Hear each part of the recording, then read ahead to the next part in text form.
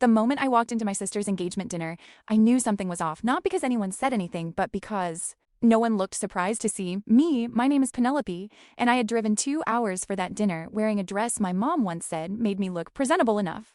Only to stop short at the seating chart, scanning every card twice, then a third time, just to be sure. My name wasn't there, my sister noticed. Of course, she always noticed everything. She smiled that tight, polished smile and laughed lightly like it was all a joke. "Oh, I didn't think you'd actually show up," she said, and people around her chuckled like that was normal, like I was the punchline. I swallowed it like I always did and nodded, pretending it didn't sting, pretending I didn't feel the heat creeping up my neck. I didn't argue. I didn't ask for a seat. I just walked to the bar and sat there quietly watching everyone take their places, watching her glow under attention that she always believed belonged only to her. A bartender asked what I wanted, and I said, anything strong, because I needed something to hold on to, something steady, while my own family pretended I didn't belong. Minutes turned into hours, and I stayed there unnoticed, except by my girlfriend, who sat beside me quietly, her hand brushing mine every now and then, grounding me without saying a word. She had seen this before, the subtle exclusion, the casual cruelty, dressed up as humor. She didn't push me to leave.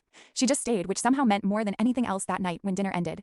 Laughter filled the room again, and plates were cleared. The waiter approached with the bill, a thick, black folder, placed directly in front of me at the bar, like it had been waiting for me all along. $2,800. My stomach dropped.